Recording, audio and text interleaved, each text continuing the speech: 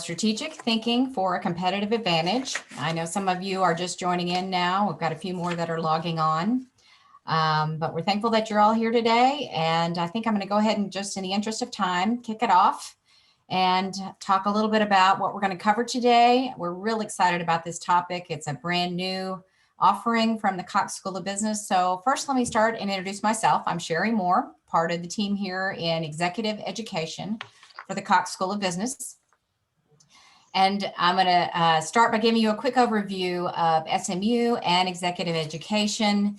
And then we're going to jump straight into Tim Sutton and his bio. He's going to tell you more about what he has experienced through his career and how he brings unique perspective to this program. So let's just get started with a little quick overview of SMU and Cox.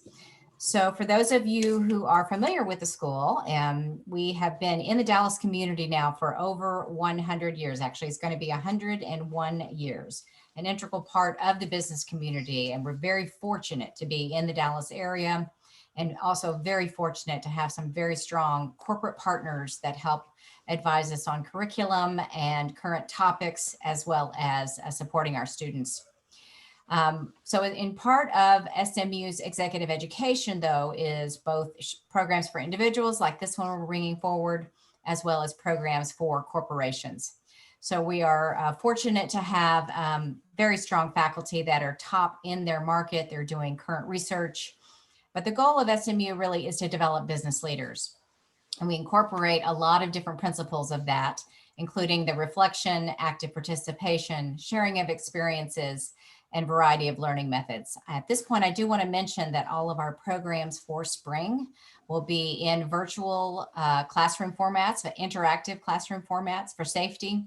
And we're certainly hoping to be able to go back to in person for the fall, but we just felt like it was best to stay in this modality until we know where we are with the vaccine and other things moving forward. So when we talk to individuals about why they choose SMU executive education, this is what we hear, that they really benefit from expert engaging faculty that are leaders in their field. We're delivering relevant content based on the latest research, and we have innovative tools that you can put to work today. You're also invited to collaborate and network with diverse colleagues. And we really feel like this is a safe and a challenging learning environment to think and to test new ideas. And so at this point, I want to introduce Tim, but to set this up a little bit, we started thinking about strategic thinking maybe about a year ago, because Tim does a lot of work with some of our corporate clients. And then, of course, the COVID hit and everybody began reacting and innovating. And then past the innovation, here we are almost 1 year later. We really felt like this was an excellent opportunity to really dial that back and start thinking strategically about the way that we can all exit COVID. The benefit of going through a program like this, it will really help you synthesize your thoughts and your planning and your strategy. And so with the timing of this program in the beginning of the year, we thought it would be an excellent time to kind of get everybody back and centered. And then we hope to be able to offer it at least once a year and maybe once a semester. So at this point, I'm going to kick it over to Tim. Tim, if you'll kick us off and tell us a little bit about your experience. Yeah, sure, Sherry. Thank you. And thank you. Thank everybody for joining us today. We're really excited to be getting this program off the ground. And as Sherry said, one of the things we saw as we were working with a lot of companies is that many companies, especially in this environment where things are changing so quickly, struggle with strategy or struggle because they're not necessarily applying a strategy in their business. And so this is very, very much what we'll talk about today is very, very much a workshop around how we can work with participants to use strategy to their advantage and to get ahead in their business, really no matter what's going on in their business. And as Sherry mentioned, my background is I am an instructor in the executive education program right now at Cox. But for most of my career, I've been a practitioner. I've been an engineer, I've been an executive, been an entrepreneur, worked with a number of different multinational companies, both inside and as an advisor. And so everything that we're going to talk about in this course around strategy doesn't come from the perspective of theory. It comes from the perspective of practice and doing it and being in environments where strategy makes the difference in the outcome of a department, the outcome of a business. And so most of the material that we'll work through and talk about in the thinking here is from really a career working and building and then executing strategies and performing on those strategies. So that's my background. And again, as Sherry mentioned in the kickoff, to build on the environment and what's going on in the world today, and many of you can possibly relate to this in your roles. But as you look around the market, there are just so many offerings out there with, in many cases, little distinctions. This is true in consumer areas where, I once went into a grocery store and counted 128 different salad dressing offerings. And this wasn't even like, a overly large or obnoxiously big grocery store. This is just a normal American grocery store. And we find this is true, in online offerings and a lot of business services, that with the type of technology and tools available, it's not hard to replicate products. And so this idea of, especially in an unpredictable world, creating meaningful and sustainable differentiation, and we're finding working with clients is getting harder. But there are some tools and methodologies and mindsets to help companies get there and help individuals get there. And what's true as much now as ever is that real competitive advantage remains the key to success over the long term. And we'll talk a little bit about it. But the other thing is that while that's true, what consumers are viewing as meaningful and important is changing in ways we may not have foreseen a year ago. And some of these trends, are certainly exacerbated by the pandemic, but they were happening even before the pandemic, turned markets on their head, where, a tremendous amount of consumer switching behavior, much more transparency. People can look online, and use Carfax to find everything they want about the car. 10 years ago, they couldn't do that. They understand in many cases as much or more producers. And so that changes the world and turns things on its head. And so a lot of organizations that have had or executed, inside out strategies of what they need and try to take that out to the market are the ones that are falling behind. So we did a little research in this and tried to say, okay, well, what's really going on? Because I could say, take my word for it, but it's a much more meaningful and interesting story if it comes from the people that are in consumers that are buying. So this particular bit of research, I'll show you a few slides, is consumer oriented, and many of the people we work with are in B2B, but there's no reason to believe the same type of thinking doesn't exist in any buying. Whether it's consumers, whether it's professional buyers. This is human, I think, behavior and insight more than it is specific just to a category of consumer products or consumer products. But what's changing in a lot of markets is just this idea that buyers are starting to understand they have more power, right? 15, 20 years ago, this may have been different. Where brands kind of controlled the supply chain, they brought offerings to the market. There were more limited number of offerings. And so, they could more control the conversation, control the advertising, control the messaging.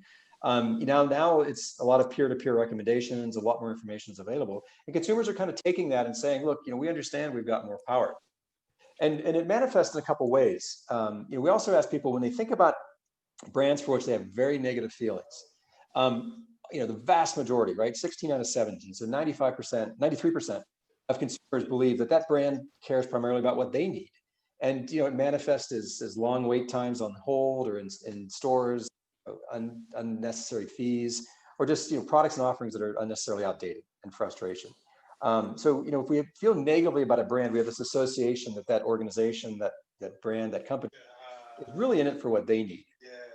The contrast to this is startling. That when we look at brands that we have a positive impression of and we'd like to do business with, 75% of people believe that those brands care primarily about what we need, right? What consumers need, what the buyers need.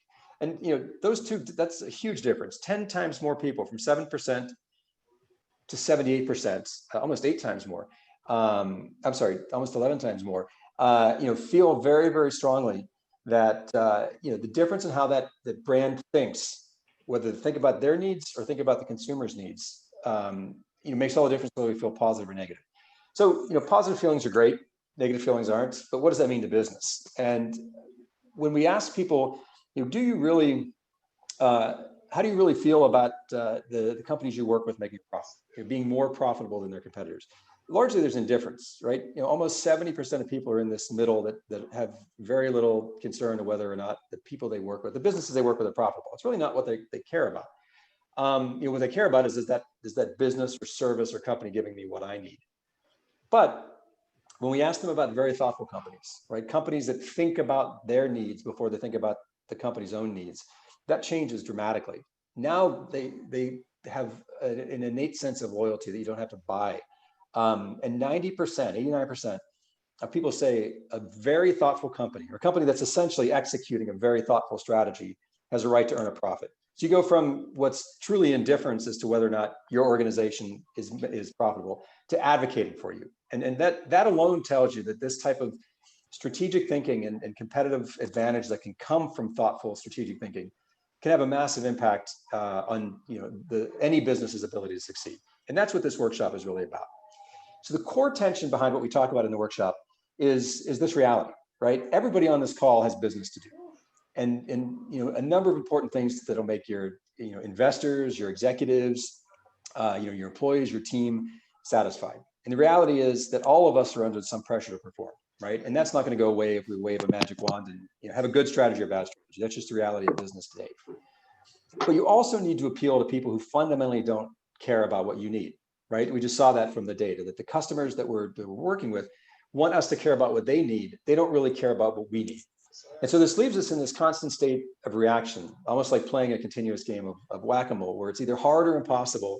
And we know it's either hard or impossible when we're just reacting to the market, reacting to what our executives need, reacting to what investors need, trying to control or drive performance. At the same time, we're trying to appeal to customers who, when you really dig down, feel very differently than we do, right? And it creates this tension. Do we drive a strategy around what we need? Do we drive a strategy around what customers need? Or how do we try to balance both of those? And that's the tension behind the need for a strategy. And from working with a number of businesses over my career, what I've seen, and I think a lot of other people will tell you, is that too many failed strategies are based on this idea of what we inside the company need to accomplish. What are our goals? What are our imperatives? Building our strategy around market share, building our strategy around a growth imperative or growth percentage. And they're focused on driving performance. And I will never, ever say driving performance is wrong, right? I've been in businesses that are, obviously performance is what pays the bills. But what is invariably true is that performance alone never overcomes the lack of true competitive advantage. That if we don't have some distinction in the market that drives demand and gets customers to come to us, just driving strategies around performance, as important as it is, aren't enough to make the difference. And there is a long line of customers that have, the long line of companies who have had performance-oriented strategies that are no longer with us, or they're a shadow of what they once were, right? They weren't able to adapt. And that's obviously what we want any client we work with, or any participant in this workshop to avoid. And so the clear reality that came to us within the executive education program is the traditional way of teaching strategy, which is a little bit more defensive in nature often. It's often around driving scale and driving performance, and often around what we need rather than what customers need. Now, those traditional ways of focusing on strategy may have been useful at one point in time, but in this fast-changing world where competitive distinction is hard to achieve, it's not the way we need to think about strategy today.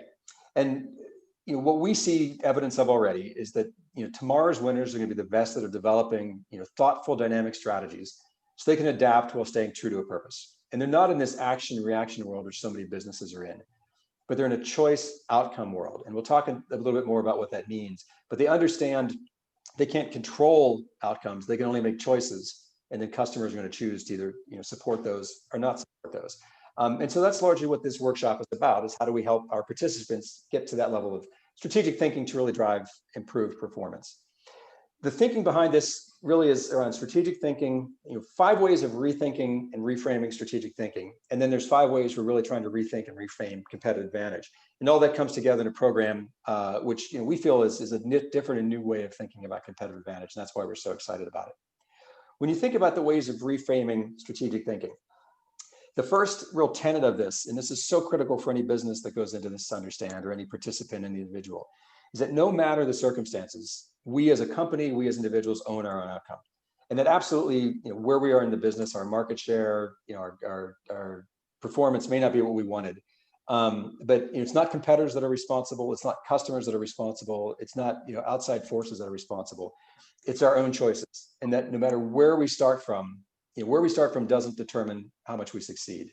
It all comes down to this very, very empowering perspective that we own our own outcome. And that's the first part of really, I think, driving clarity around strategic thinking. The second is that so many organizations, so many businesses put thought into how do we take care of our investors, how do we take care of our stakeholders. I mean, that's important. I'm not going to say it's not, but the reality is you can't win with any of your stakeholders if you don't win in the market, right? If customers, if internal or external, right, customers don't choose you, all of a sudden your options get pretty limited. And ultimately, performance doesn't matter if there's no demand for what we do. If there's no demand from our internal partners, if there's no demand from external customers. And again, there's a lot of organizations that have fallen prey to that trap of focusing on performance. One of the other things that comes from not having a very clear strategy is often a culture that's driven by busyness. And there are companies where business becomes almost an objective. Clearly, I think as human beings, most of us don't have a goal to be the most stressed out, the most tapped out, the most spent. And busy really is not the objective. And in many cases, it's the opposite of strategic. And so we want to do a little bit of work of kind of deconstructing for a lot of organizations, how they're spending the time, because what I've seen is some of the most strategic organizations, some of the most successful organizations are actually the least busy. It's not to say they're not doing important things, but they're just really clear in the choices they're making. And so often this is a symptom of lack of strategic thinking that we want to, bring to the foreground in the workshop and get very clear on. The fourth one is that when building a strategy, we don't have control. And in trying to put together a strategy that says we're going to control what the market's going to do, often leads us to strategies that fail. And the reality is choice is the only strategy tool we have. And that can feel limiting, but it's actually, again, very, very empowering. Anybody who's ever done anything great because of their thinking behind it and strategy behind it, it's the only choice they had. And so if we're not getting the outcome we want, the simple reality we have to accept is we're not making the choices that are serving us. It's not about the customer's fault. It's not they're not doing what we need. It's that we're not making choices. And so this choice is the building block of strategy. That might seem so obvious, but for a lot of organizations that do strategy, it's not where they're starting from. It's starting from imperatives or objectives. And this is a really, starting from this perspective, gives us a different way and a new way of building towards, strategic thinking that serves you. And then finally, there's a lot of language around strategic thinking and what it means, and we could discuss the definition of strategy. But I don't think that's really what's important. What's important is understanding that strategic thinking is just thinking better together as a team. Because no matter how technologically advanced your business is, no matter how strong your customer relationships are, no matter how defensive your supply chain is and how much you can defend it, ultimately at the end of the day, anything you do can be replicated. Somebody can find a way to do it better. Automotive companies today are facing competitors they never thought they would face, whether it's cars, electric car startups, whether it's different ways of purchasing cars. And ultimately, the only sustainable competitive advantage we have is our ability to think better together and understanding what that means in terms of putting together a strategy. So those are the 5 foundations of how in this course we really think about strategic thinking, right? It's not just pulling out some of the old tools like a SWOT analysis, and those aren't wrong, but there's so much more we can do to think about our opportunity strategically around how we seize control, how we understand choice, and how we really fight back against busy that give us new ways of thinking about it. The second area we want to talk about is how do we really frame competitive advantage? Because that's, again, the gold standard that we want to use strategic thinking to get to competitive advantage. And so what does competitive advantage really mean? And one of the things that, again, helps drive clarity is just coming down to this fundamental understanding, which, again, this seems so self-evident when you put it on paper, but most organizations don't think this way when they're building their strategy or talking about their product and offering. But to succeed in business, no matter what, we ultimately need other people to freely choose us, right? Freely choose us, not choose us because we offer a lower price necessarily, not choose us because we've built some loyalty program that for the short term buys their loyalty but doesn't earn their loyalty. Ultimately, we don't win because we choose to win. We don't win because winning is an imperative. We win because other people choose us, right? Based on what we do. So, we want to succeed because of our objectives, but we really ultimately succeed because of what we do, what we put out in the world that other people can choose. The next tenet of it is that, in this world of competitive advantage, we don't control the schedule. We often think we do, but, the market, other offerings, consumers' ability to find solution is really what drives, what is an advantage and what isn't. And there are so many organizations that have over time become accustomed to earning business from certain customers that they've come to expect that business. They would probably never tell you that, but when you sit on the outside, you can see this as a buyer yourself. what organizations do you work with that you know they expect your business and they're not necessarily going out there and earning your business? Consumer advantage or ultimately competitive advantage is around understanding how to earn other people's business, not expect it. And so really try to understand what could be behind those beliefs of where we expect business and what aren't we doing that would be very different if we're trying to earn business. The next thing when it comes to competitive advantage is it's never about what they have to do. I wish I had $1 for every time in an organization, in a conversation with a client, the conversation's been around frustration of, well, they're not doing what we need them to do, right? Some internal team isn't doing what we need them to do. Our customer's not doing what we need them to do. As a parent, my children aren't doing what I need them to do. But ultimately, a great strategy is not based on what do we need them to do. That can be an input into a strategy. That's where we want to go. But the strategy has to be based on what we have to do. Because ultimately, if a customer, if an employee, if an internal partner is not doing what you want, it's because you're not doing what they want. And again, a very, very empowering way to look at how do you build a strategy, but it's not the usual way that we look at it. The next is, alluding back to how the bar keeps going up. Today, competitive advantage takes doing something extraordinary and doing something that's really captures attention. And that's not to say the bar is very high. What I'm saying is just good is not good enough, that there is this sense to win, we need to be thoughtfully better. But here's the business reality, that the vast majority of companies today aren't operating at a level that's truly thoughtfully better than their competition. So while saying doing something extraordinary can be intimidating, what it's really saying is taking the time and effort to build a strategy around being thoughtfully better. It's something very few companies do. And if you can do it, you can achieve this level of extraordinary. Any team can get there. And not only can any team get there, only you can get your team to a level of extraordinary outcome, right? It's not going to be because of external forces. I mean, sometimes, sure, we get lucky, sometimes we don't, right? But this idea of being extraordinary and competitive advantage is absolutely available to anybody, because it's not about going out and discovering it, right? It's not mining through a whole bunch of things until we find it. It's about creating it. It's about choices we make, no matter where we're starting from, choices we make in order to create competitive advantage. So if you take all of that together, right? We talked a bit about rethinking strategic thinking and rethinking competitive advantage. How we really approach this topic in this course is that strategic thinking for competitive advantage is really about how do you get your team to think better together, right? Using these mindsets and tools to get to extraordinary outcomes. And those extraordinary outcomes, again, are available to any team. So what we're trying to do with this course is to put you and your team and your organization on a path where you've got the skills and you've got a plan to change the way you see the future of your company, right? So you can go make that future happen. And it's not rocket science. It's just a thoughtful way of really dissecting, okay, what do we need and what do the people we serve need, and how do we make choices so they choose us, right? Again, that language seems very, very simple. In practice, this is hard. And that's why this workshop, we want to really dig into the mindsets that help get you there. Use the tools that help get you there, and give you a new way of thinking about this that most organizations aren't. So we go through a number of skills. We're trying to understand the difference between choice and control. How do we dig into where we're being busy and not being strategic, and what the implications are there. Really try to develop this mindset of thinking effectively together and thinking better together, because your ability to do that amplifies everything. Any idea you have, if you can take it and make it better together and execute it together. Because very, very few, and there are some people who are one-person businesses, and this type of thinking can work for them as well. Because ultimately, to bring their product to market, they've got to work with others as well. So whether it's thinking together better with your internal team or whether with your outside partners, it's this ability to build on each other and think strategically together that's so critical. Digging into deep human insight and understanding, and how do you really understand what the people you serve need, is important. And then some things that are counter to the way, again, strategies are often built. We want to find the obstacles. We want to be very candid about the obstacles, right? You have a vision for where you want to go. Let's not deny what's standing in our way. Let's embrace what's standing in our way so we can figure out how to get around it. And that's what a strategy ultimately is how do we beat the obstacles that stand in our way in a thoughtful way. And embracing our limits. Being strategic isn't about saying we can do anything.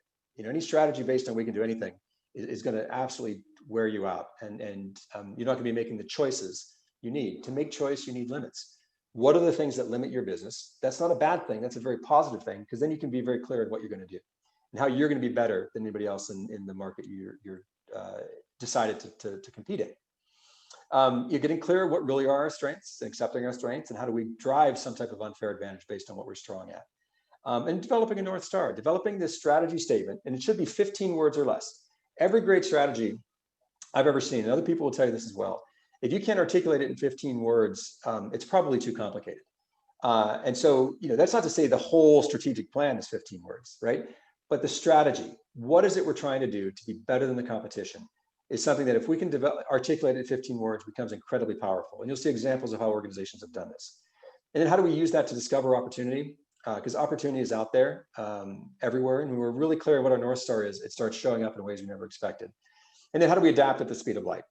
So this is really the tool set we use to help you look at strategy differently. And again, this is a workshop.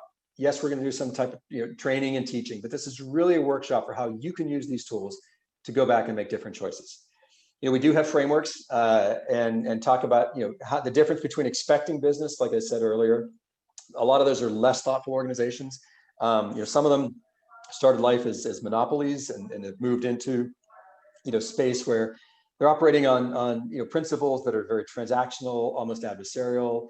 That they actually have a disdain for their customers. Believe it or not, there are organizations out there, and of course you're going to have a relationship that's annoyance.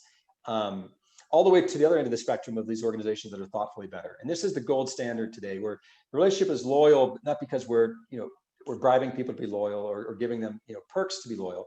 They're loyal because they love what we do, because we understand them so well. And again, this could be employees, this could be internal partners, but we create this resonating connection of belonging because we're earning their choice, right? And look, a strategy has to start with what we want. Right? What we want is not going to go away. We've got stakeholders that we're obligated to deliver to. We have goals and we have an impact we want to make. Maybe a work style and a culture we want to drive. So there are things we want that require our customers, our partners, to take specific actions, right? To buy from us, to support us, So that is at the heart of any strategy. But the strategy can't end there, and too many of them do. What it takes is looping back around and say, okay, based on what we want them to do, now what do they need us to do? What type of value can we deliver? What understanding can we deliver? What level of respect can we deliver? Because that gives us a very clear idea of the choices we want. I spoke earlier about this choice outcome world. And this is what it's all about, is how do we get you and your team to a place where you're going all the way through this loop? So it's not just what we want them to do, but the strategy is then based on what they want us to do. And in a relationship between these two things that creates an absolutely unusual level of thoughtfulness and competitive advantage. And that's the heart of it, right? And certainly, get you to laying it all out. What outcome do we want? How do we really develop this concept of thoughtfully better, right? What's our strategy so that they love us, they need us, they want us, and they choose us now? Because again, our success is based on them choosing us. And it has to be honest. It can't be marketing spin. The human ability to detect BS in business is quite high. And sure, we can win in the short term by pretending we're thoughtful. But I think, again, put your own consumer hat on, and when the people you're buying from aren't really understanding you, aren't being honest with you, and aren't saying that they're in it together with you, because it makes an incredible difference into their desire to choose you. And then based on those choices, getting down to what's in and what's out, right? We can't do everything. And choiceful businesses know what's in. They focus their attention there. They focus their resources there. And they're not frantic and busy and reactive, right? They're operating from this place that I think, most organizations that are being rewarded because of success are being very choiceful, and they know what's in and what's out. So who it's for? It's really anybody that's focused on, that wants to be part of or is part of influencing the direction of the organization, influencing the strategy of the organization. So it could be, C-suite individuals, certainly, senior executives, strategy executives, but really any mid-career individuals, entrepreneurs. Strategy, when it's done well, can apply at the department level, it can apply at the entrepreneurial level, all the way up, to the organizational level. And the other thing to think is, even if you're not in the C-suite and you're not setting the organization setting the strategy for your organization, this is still incredibly important work, because you've got constraints as to what you can and can't do inside of a big organization. You still need to deliver on your objectives. And if you can be strategic within your own domain and deliver thoughtfully better, you may not influence the whole organization, but you can influence your team and your partners and your customers and your employees in a new way, in a better way. and develop that example within your organization. And that's what we find so exciting about this content. So that's a lot of ground to cover, and I tend to speak fast when I get excited about something. So, if I went over anything too quickly, let me know. But would love to answer any questions, either here live, or you see my contact information, Sherry's contact information. So feel free to reach out. So Sherry, I don't know if anybody in chat had any questions, or if there's anything we want to, anybody wants to address, or dig deeper on. Yeah, feel free to put those in the chat, or like we said, email us directly. But one of the things that did come up as a question earlier is, you talked about competitive advantage and thoughtfulness of getting to competitive advantage.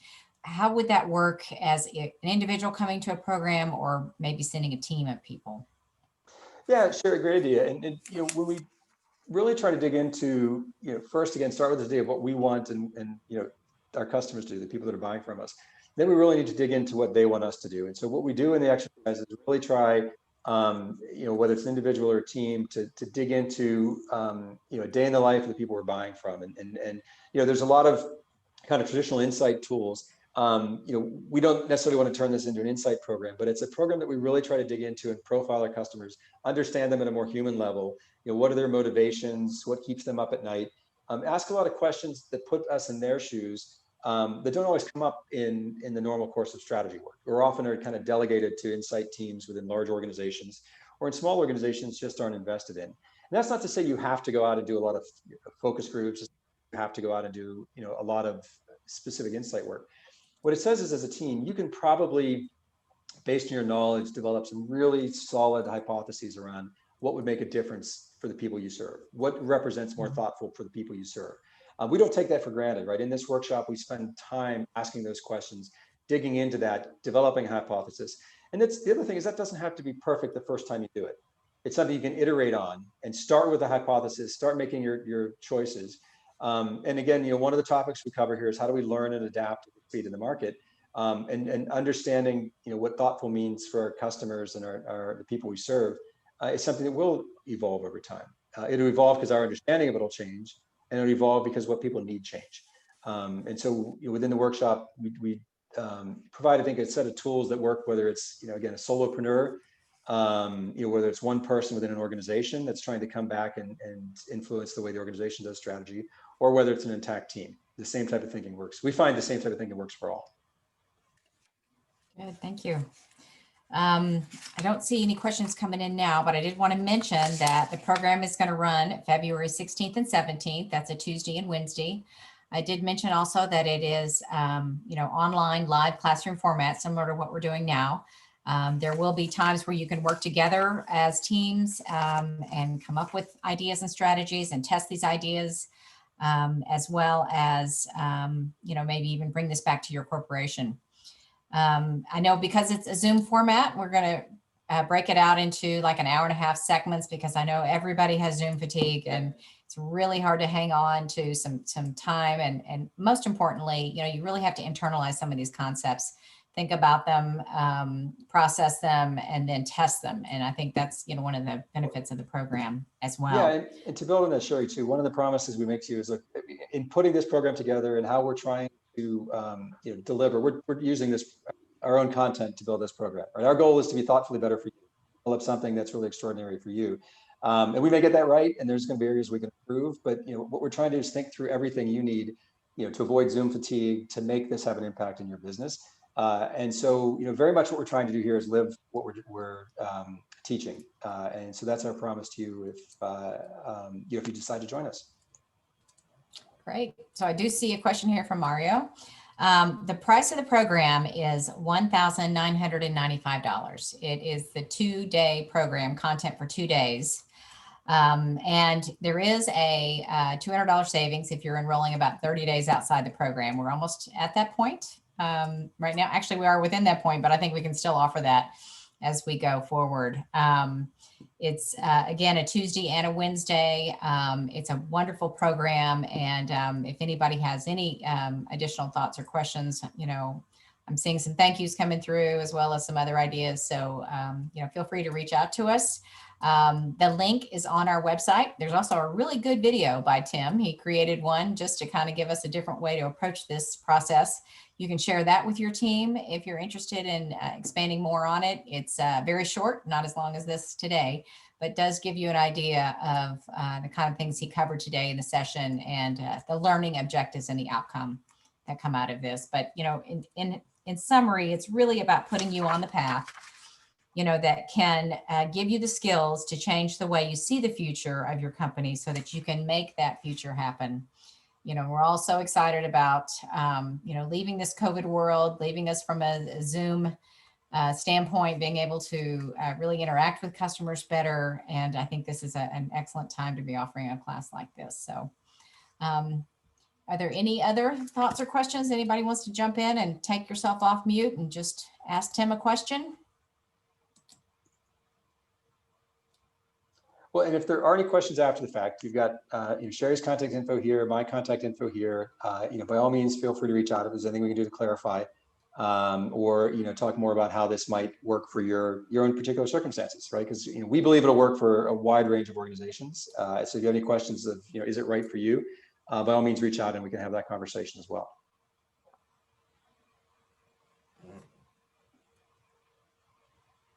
Sounds great, guys. Well, I want to thank you all for joining us today.